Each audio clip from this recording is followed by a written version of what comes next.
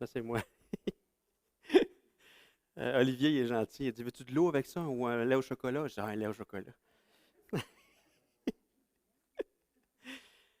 Bonjour, rebonjour. Il y a 2200 ans, dans la Grèce antique, il y avait un roi qui avait commandé à un orfèvre une couronne, de lui fabriquer une couronne. Il avait pris de l'or pur et il avait donné à l'orfèvre cet or-là pour qu'il puisse fabriquer cette couronne-là. L'orfèvre fait une belle couronne, vraiment une belle couronne. Et là, plus belle que ça probablement, là le roi, il regarde la couronne, il dit, il me semble qu'il y a quelque chose qui ne marche pas. Il pèse la couronne, c'est exactement le poids d'or qu'il avait donné à l'orfèvre pour la fabriquer. Mais là, il voit, il me semble qu'elle n'est pas faite d'or pur, cette couronne-là. Là, il demande à un de ses amis qui s'appelle Archimède, un mathématicien, inventeur, ingénieur, de s'assurer, d'essayer de trouver, voir si c'est de l'or pur. Et là, Archimède, il dit, ouais, mais c'est bon pour ça, il faut que j'aille la masse et le volume. La masse, c'est facile, puis que je compare la masse volumique, en fait, de l'or pur avec la masse volumique de la couronne. La masse, c'est facile parce que j'ai juste à la mettre sur une balance, donc il la pèse, puis c'est exactement le même poids. Mais le volume, un objet aussi tout croche comme ça, aussi spécial, merci. C'est pas un lait au chocolat? C'est bon, merci. Il l'a vu en s'en venant. Il dit, un objet comme ça, mesurer le volume de ça, c'est quand même quelque chose. Et si, par mon erreur, je dis que ce n'est pas de l'or pur, ben l'orfèvre va être condamné pour rien. Donc, je dois vraiment trouver le vrai volume de la couronne. Et là, il réfléchit, il vit quand même une pression. Là, à un moment donné, en prenant son bain, qui était un peu trop rempli, Archimède voit que l'eau monte à un point tel que ça déborde. Et là, il s'écrie « Eureka! »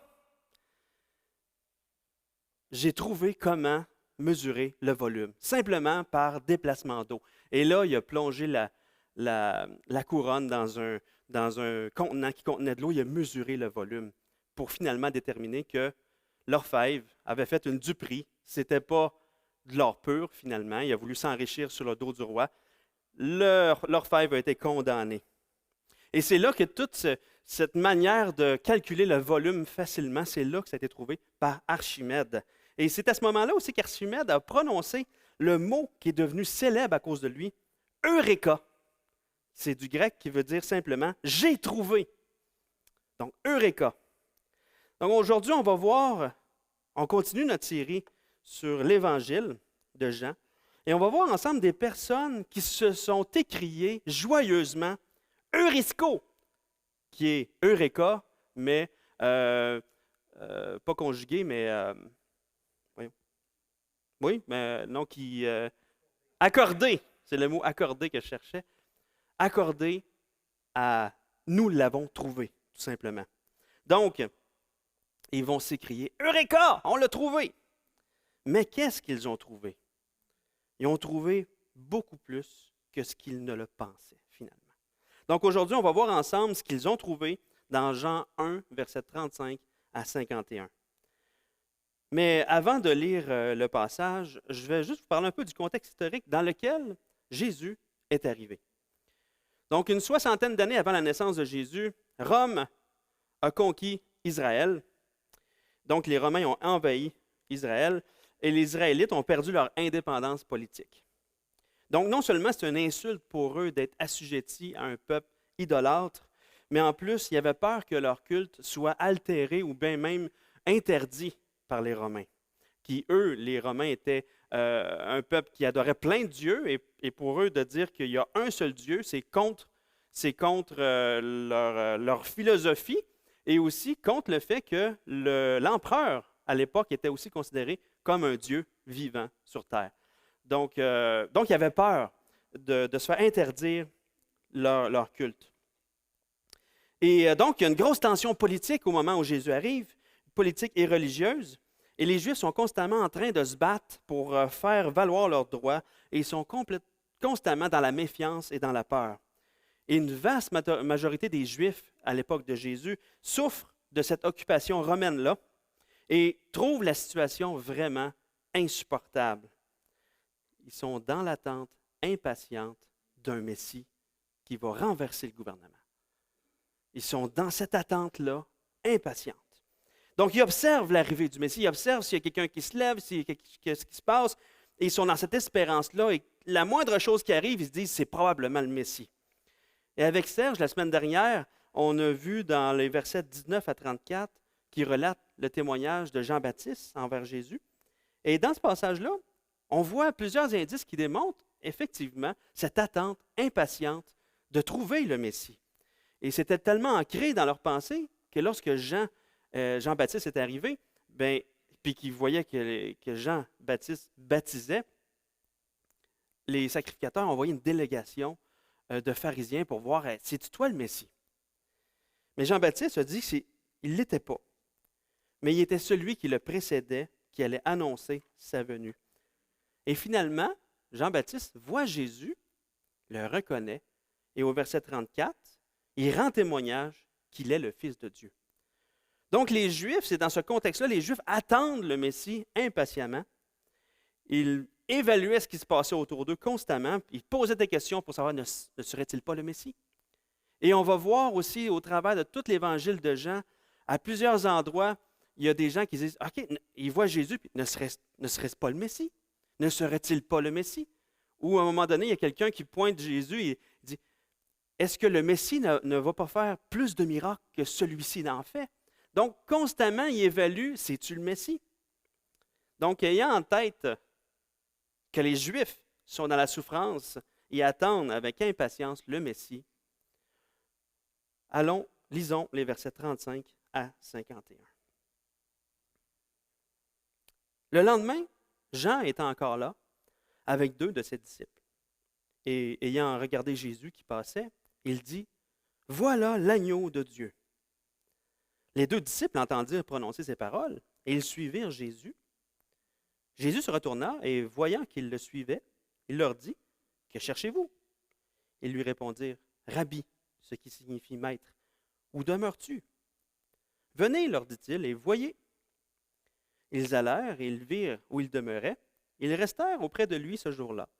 C'était environ la 10e heure.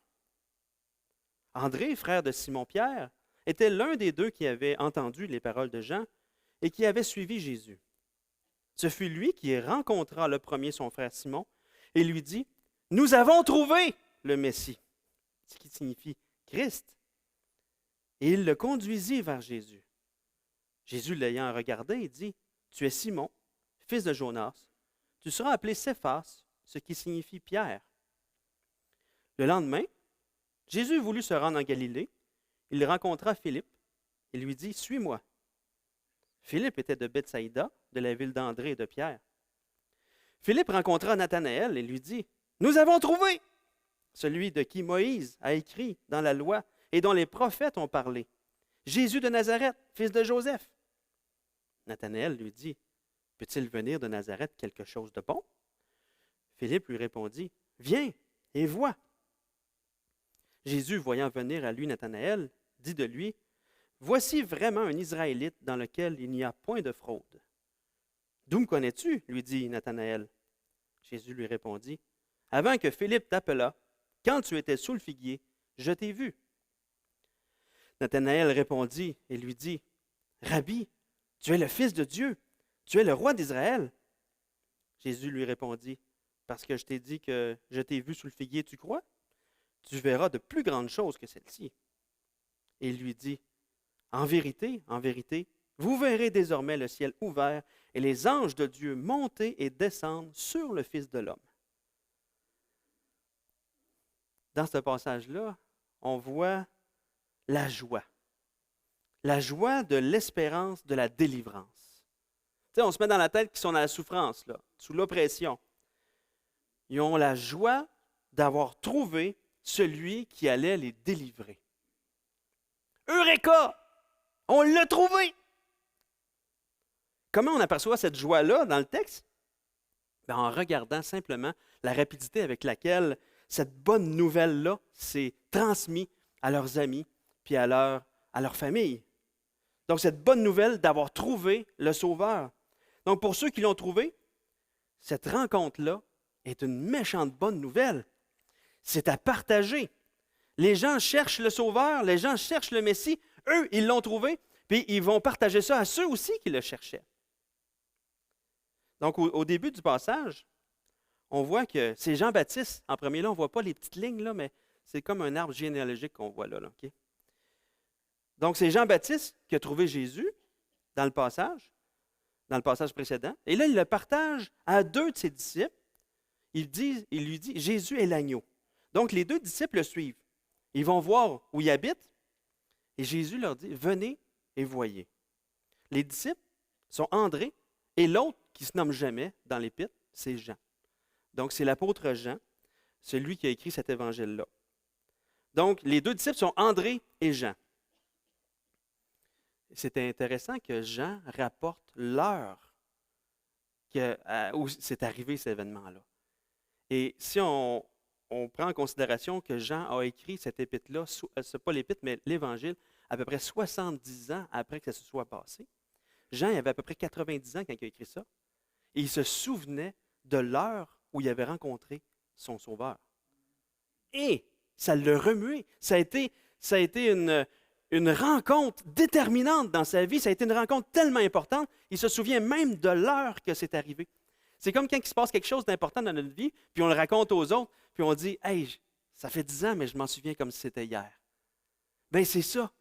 Il s'en souvient comme si c'était hier. Il se souvenait même qu'il était la 10e heure, 4 heures de l'après-midi pour nous autres aujourd'hui. Donc, Jean se souvient de ce détail-là. Et là, tout de suite après, on voit André qui se précipite vers son frère, Pierre, et lui dit tout de suite, « Eurisco! Eureka! On l'a trouvé! » André amène Pierre à Jésus, qu'il rencontre à son tour. Puis un peu plus loin, on voit que Jésus, il rencontre Philippe, il dit, « Suis-moi. » Philippe se retourne, il va voir Nathanaël, « Eureka! On l'a trouvé!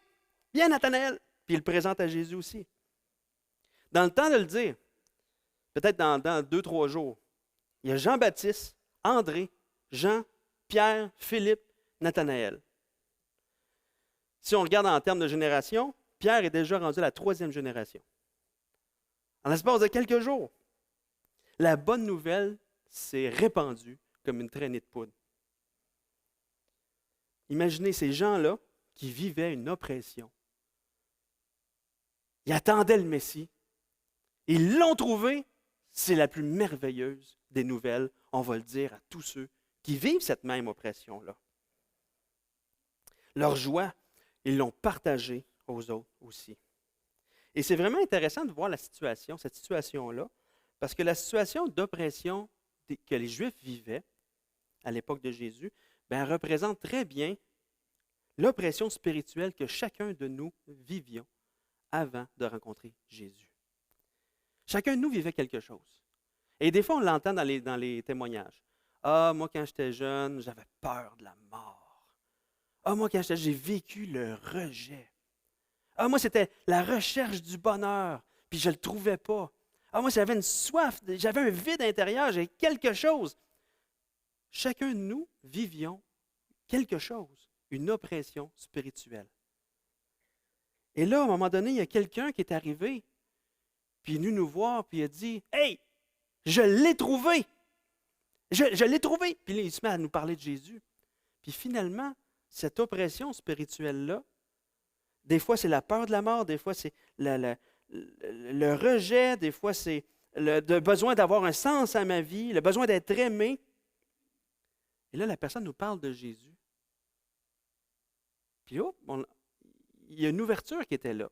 Il y a une soif. On ne comprend pas encore comment Jésus va venir combler. Mais à un moment donné, au fur et à mesure qu'on lit les Écritures, qu'on apprend à connaître Jésus, on va le voir aussi dans Jean.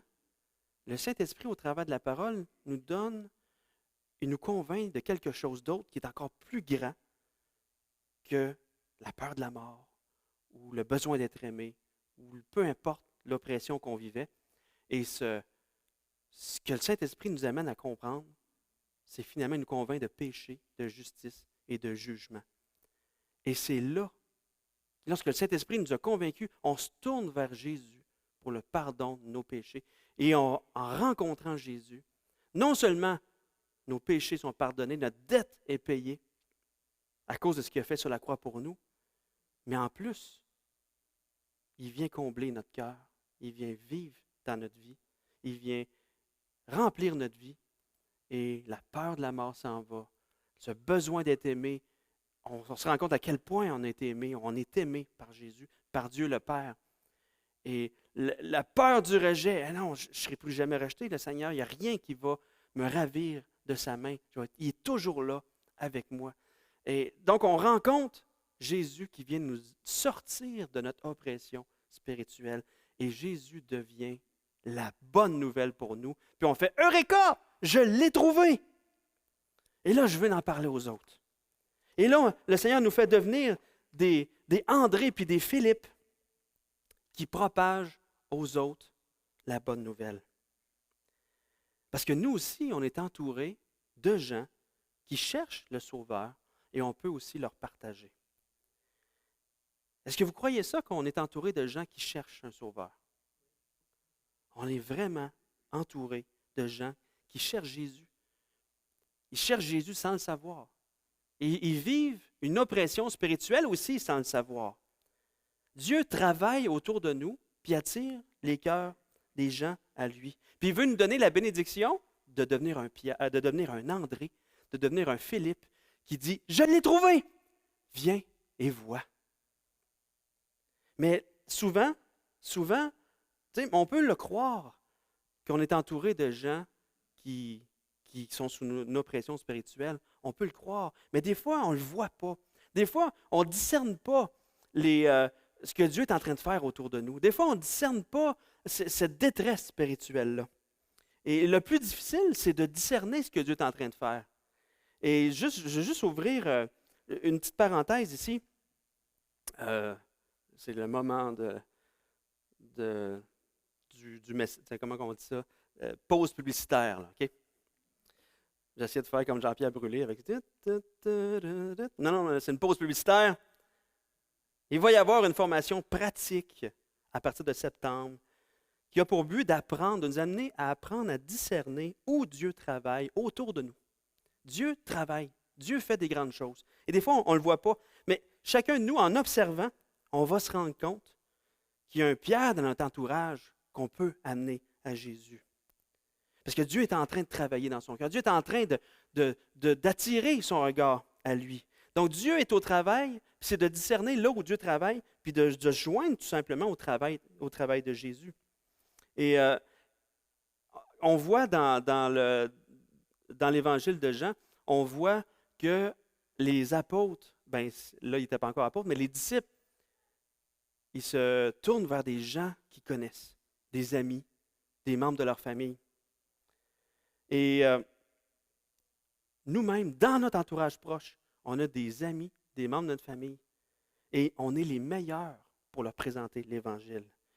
Pourquoi? Parce que souvent, on partage le même emploi, on partage la même culture, on a le même âge, on étudie à la même place, on fait partie du même band peut-être, on a le même handicap.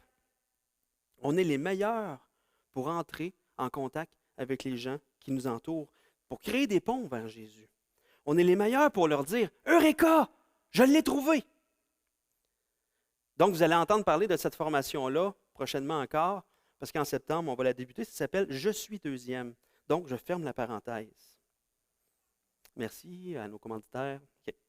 Donc, c'est intéressant de voir lorsqu'André amène son frère Simon à Jésus, il est écrit « Jésus l'ayant regardé, dit « Tu es Simon, fils de Jonas. Tu seras appelé Céphas, ce qui signifie Pierre. » Jésus lui change de nom. Céphas veut dire Pierre. Pour nous, ça veut dire roche, un rocher. N'importe qui connaît Pierre à ce moment-là, dans ce moment-là de sa vie, voit qu'il est tout sauf un roc, un rocher. On voit dans les évangiles que Pierre, il est instable. Il change d'idée. Il parle trop vite. Il dit des niaiseries.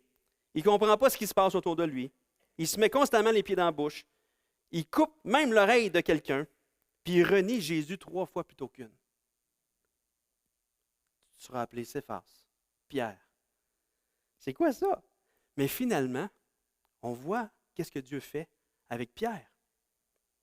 On voit dans un échantillon de ce que Dieu a fait avec Pierre dans Acte 12, lorsque Pierre il est condamné à mourir le lendemain par l'empereur, il l'a condamné à mort. Pierre est assis, enchaîné entre deux soldats, puis il dort. Il va se faire assassiner le lendemain.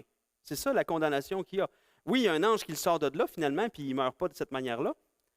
Mais quand même, on ne voit pas Pierre en train de se débattre, puis d'essayer de couper les oreilles des soldats, puis tout ça. Mais non, il est assis, puis il dort entre deux soldats. On voit qu'il est rempli de la paix de Jésus. Pierre a été rendu un roc par Jésus. Donc, dès que Jésus a rencontré Simon, il voyait déjà en lui le roc qui allait devenir au travers des mains de Jésus. Un jour, l'artiste Michel-Ange travaillait sur une grosse pierre dans le but de faire sortir une sculpture d'ange. Il y a quelqu'un qui passe par là et qui demande à Michel-Ange, « Qu'est-ce que tu fais? » Michel-Ange lui répond, « Je fais ressortir l'ange qui est présent dans la pierre. » Intéressant. Lorsqu'on rencontre Jésus, Jésus vient habiter en nous. Il fait ressortir de nous sa personne, son caractère. Il travaille pour que ce soit Jésus que les autres voient lorsqu'ils nous regardent. Jésus sait exactement ce qu'il va faire avec chacun de nous. Il savait ce qu'il allait faire avec Pierre. Et en même temps, c'est ça qui est intéressant parce que lorsqu'on amène quelqu'un à Jésus, on ne sait jamais ce que cette personne-là va devenir. Par Jésus, en Jésus. Pierre, au jour de la Pentecôte, a amené 3000 personnes en un seul discours. Jean, au travers de cet évangile qu'il est en train d'écrire, a dû amener des millions de personnes à l'évangile juste avec Jean 3,16. On ne sait jamais ce que Dieu va faire avec quelqu'un lorsqu'il le sauve. Dieu fait des miracles. Dieu nous transforme. Dieu nous amène à son service. Dieu nous propulse dans un autre monde. Dieu est celui qui nous fait porter du fruit à sa gloire. Puis, justement, il veut se glorifier au travers de nous. Et on ne sait jamais ce qui va se passer. Donc, Eureka! Les premiers disciples ont trouvé Jésus et ils le partagent aux gens de leur entourage. Mais à ce moment-là, est-ce qu'ils sont conscients de qui ils ont trouvé? J'ai l'impression qu'à ce moment-là, ils ne comprennent pas tout au complet. Puis qu'ils sont encore dans cette espérance-là que Jésus va les délivrer de l'Empire romain, simplement. Mais Jésus veut se révéler encore plus. On va voir un peu plus particulièrement comment Jésus veut se révéler. Donc, on va voir un peu plus précisément la rencontre avec Nathanaël. Donc, relisons les versets 45 à 51. Mais on va commencer par les versets 45-46. Philippe rencontra Nathanaël et lui dit, « Eureka! Nous avons trouvé celui de qui Moïse a écrit dans la loi et dont les prophètes ont parlé. Jésus de Nazareth, fils de Joseph. » Nathanaël lui dit, « Peut-il venir de Nazareth quelque chose de bon? » Philippe lui répondit, « Viens et vois. » Donc Philippe fait appel aux prophéties lorsqu'il parle avec Nathanaël, lorsqu'il dit qu'ils ont trouvé le Messie. Mais dès que Philippe dit que c'est Jésus de Nazareth, Nathanaël, il y a une drôle de réaction. Il dit, « Mais y a-t-il quelque chose de bon qui peut sortir de Nazareth? » Qu'est-ce que ça veut dire? C'est possible que Nathanaël dise ça par mépris, parce que dans le chapitre 21, on voit que Nathanaël vient de Cana, en Galilée, la ville voisine de Nazareth. Et des fois, il y a des guerres de clochers. Nous autres, on est meilleurs que vous autres. Nous autres, on est, tu sais. Fait que ça peut être simplement ça, mais peut-être plus que sa question se rapporte au fait qu'il n'y a aucune prophétie de l'Ancien Testament qui dit que Jésus, que le Messie va venir de Nazareth, mais plutôt qu'il naîtrait à Bethléem. Et nous, on sait que Jésus est né à Bethléem, mais qui a été élevé, qui a grandi à Nazareth. C'est pour ça qu'on voit toujours le film Jésus de Nazareth. on parle Jésus de Nazareth. C'est ça qu'on se souvient, mais en fait, il est né à Bethléem. Peut-être que Philippe ne le savait pas quand il a dit ça, mais c'est probablement pour ça que Nathanaël se pose la question. C'est quelque chose de bon qui peut venir de Nazareth. Les prophéties n'en parlent pas de ça. Donc, mais Philippe n'argumente pas avec Nathanaël. Il dit tout simplement, viens et vois. Mais là, on voit que Jésus veut se révéler personnellement à Nathanaël. On va lire au verset 47. 47, 48, 49. Jésus, voyant venir à lui Nathanaël, dit de lui, « Voici vraiment un Israélite dans lequel il n'y a point de fraude. » « D'où me connais-tu? » lui dit Nathanaël. Jésus lui répondit, « Avant que Philippe t'appelât, quand tu étais sous le figuier, je t'ai vu. » Nathanaël répondit et lui dit, « Rabbi, tu es le Fils de Dieu, tu es le roi d'Israël. » Pardon. Donc Jésus est en train de vouloir montrer à Nathanaël qu'il est plus qu'un sauveur d'une oppression humaine. Jésus est omniscient. Il sait tout. Il voit tout. Il voit le cœur droit de Nathanaël. Ça étonne Nathanaël. Jésus lui prouve qu'il voit tout. Il dit, « Hey, avant que Philippe arrive, là, je t'ai vu sous le figuier. » Nathanaël devait se reposer à l'ombre d'un figuier, on ne sait pas trop. Il était à l'abri des regards, il était là. Personne ne le voyait. Parce qu'un figuier, c'est vraiment feuillu, puis les branches descendent presque juste qu'à terre. Donc, n'importe qui se couche en dessous d'un figuier peut passer complètement inaperçu, puis il est vraiment, vraiment à l'ombre. Donc, il était à l'abri. Jésus lui dit, « Quand tu étais sous le figuier, je t'ai vu. » C'est le fun de voir que Jésus lui dit, « Je t'ai vu, toi. » C'est personnel. C'est vraiment, je t'ai vu, toi. On voit que Jésus est un sauveur personnel, qui attire notre cœur et qui veut se révéler à nous personnellement dans l'état où on se trouve aujourd'hui. Il n'est pas lointain, il ne nous traite pas comme un numéro. Il veut prendre soin de nous personnellement. Et c'est vraiment rassurant quand on est dans la souffrance. Je te vois. Je sais que tu souffres. Je suis là avec toi. C'est vraiment rassurant. Quand il nous a sauvés, il est venu nous chercher où ce que chacun de nous étions. Vous vous souvenez de ce jour-là? Vous vous souvenez peut-être de l'heure aussi? Vous étiez à un endroit, il vous voyait personnellement. Jésus. Donc, Nathanaël reconnaît que Jésus est le Fils de Dieu et qu'il est le roi d'Israël. Nathanaël, je ne pense pas qu'il comprenne complètement tout ce qui est Jésus, mais par son omniscience, il reconnaît en lui le Fils de Dieu. Et par sa compréhension que Jésus le Messie, il reconnaît qu'il est le roi d'Israël. Mais ça semble encore teinté de nationalisme, hein? Où Jésus va détrôner les Romains. On ne sait pas jusqu'à quel point Nathanaël comprend vraiment qui est Jésus. Mais Jésus veut se révéler encore plus. Jésus dit au verset 50-51, Jésus lui répondit, « Parce que je t'ai dit que je t'ai vu sous le figuier, tu crois? Tu verras de plus grandes choses que celle-ci. » Je pense qu'il y a un téléphone qui sonne, c'est peut-être l'appel de Jésus. OK, c'est bon. Hey, bienvenue Jean-Paul et Bernadette. C'est le fun. Ça fait que tu as mis ton alarme pour qu'on puisse souligner que vous étiez là. C'est bon. OK, je recommence la lecture. Intermède pour attirer votre attention. Jésus lui répondit, « Parce que je t'ai dit que je t'ai vu sous le figuier, tu crois? Tu verras de plus grandes choses que celles-ci. » Et il lui dit, « en vérité, vous verrez désormais le ciel ouvert et les anges de Dieu monter et descendre sur le Fils de l'homme. » Qu'est-ce que ça veut dire, ça? C'est bizarre. Pourquoi Jésus dit ça? Ils vont voir le ciel ouvert et les anges de Dieu monter et descendre sur le Fils de l'homme. Qu'est-ce qui se passe là? C'est important à ce moment-ci de bien écouter. Parce que à ce moment-ci, c'est le point culminant du message. Donc, j'attire toute votre attention et vous aussi à la maison. Parce qu'après ça, nous allons dire ensemble, Eureka! On l'a trouvé! Qu'est-ce que Jésus veut dire par là?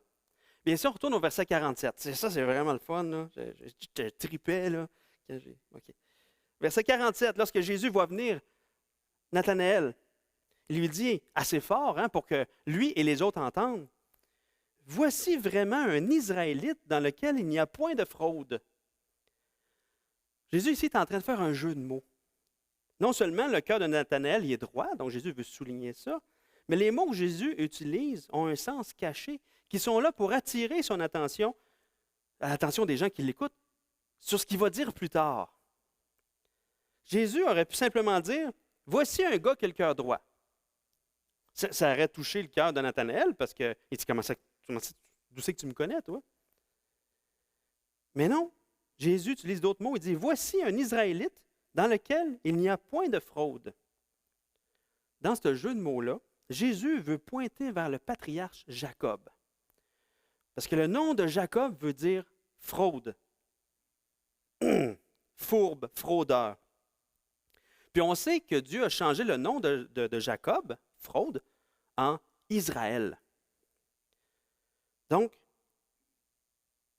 Jésus parle 2 fois du personnage de Jacob dans la même petite phrase. Jésus dit, « Voici un descendant d'Israël dans lequel il n'y a pas de Jacob. » C'est une phrase vraiment bizarre. Hein? Elle a un sens. Elle a vraiment le sens du cœur droit. Et voici le descendant d'Israël dans lequel il ne se trouve pas de fraude. Mais dans les mots que Jésus utilise, il veut pointer vers Jacob. Pourquoi? Parce que Jésus sait où il s'en va avec sa conversation. Parce qu'il dit quelque chose au verset 51 qui fait allusion complètement à Genèse 28, lorsque Jacob a eu le songe de l'échelle où il y a des anges qui montent puis qui descendent. Donc, on va les lire. On va aller lire les versets, Genèse 28, à partir du verset 10. On retrouve Jacob, le fraudeur, qui vient justement de quitter sa famille parce que Ésaü, son frère, cherche à le tuer parce qu'il vient juste de voler son droit d'aînesse. Donc, Jacob, le fraudeur, il porte bien son nom. Donc, Jacob partit de Beersheba et s'en alla à Charan. Il arriva dans un lieu où il passa la nuit, car le soleil était couché. Il prit une pierre dont il fit son chevet, et il se coucha dans ce lieu-là. Il eut un songe, et voici, une échelle est appuyée sur la terre, et son sommet touchait au ciel.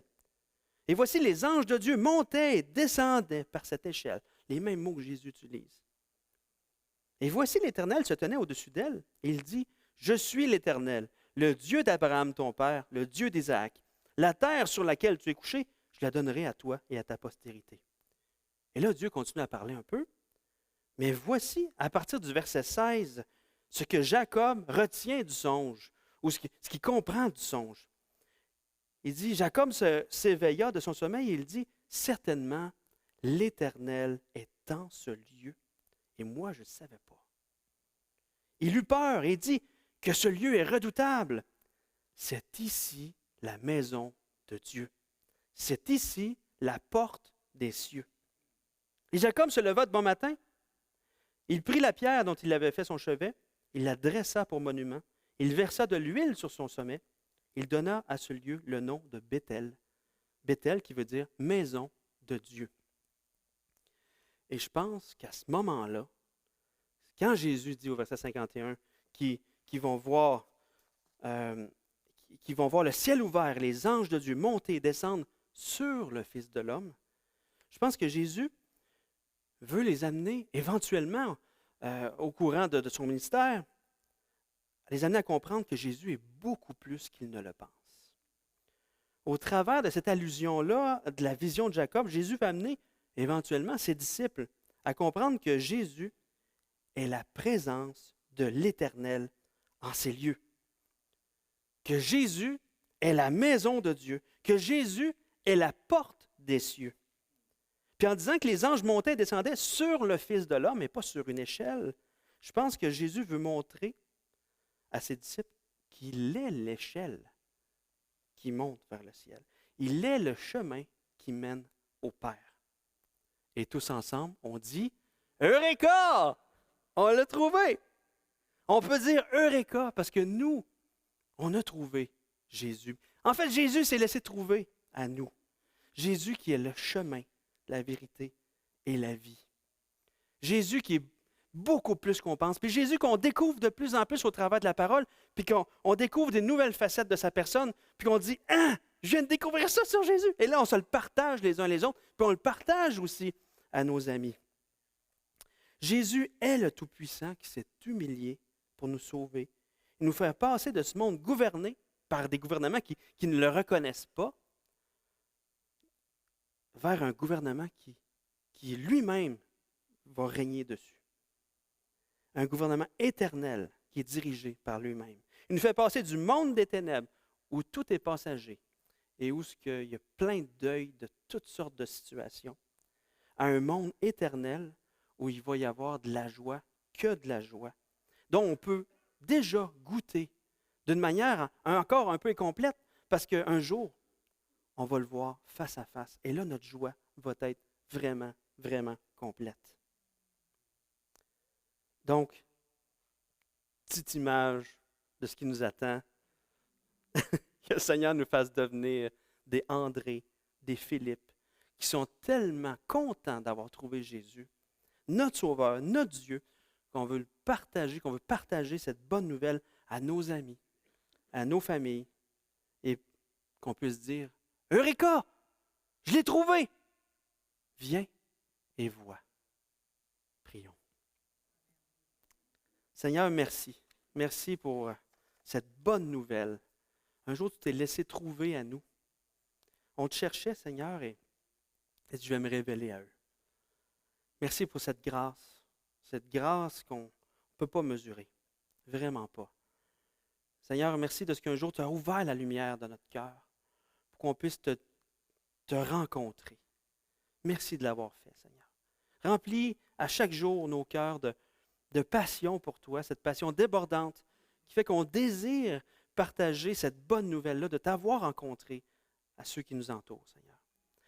Ouvre-nous les yeux pour voir où tu travailles, de voir justement le travail que tu fais, de voir aussi la détresse des gens pour qu'on puisse avoir cette bénédiction-là d'être utilisé par toi, pour amener ces personnes-là à te rencontrer aussi, Seigneur, qui à leur tour, eux aussi, vont propager cette bonne nouvelle de t'avoir trouvé. Seigneur, merci pour ce passage tellement intéressant, tellement inspirant, Seigneur, qui nous encourage. Merci d'être la porte du ciel, Seigneur. Tu es cette porte-là, on peut juste rentrer par toi dans le ciel, Seigneur. Merci. Amen.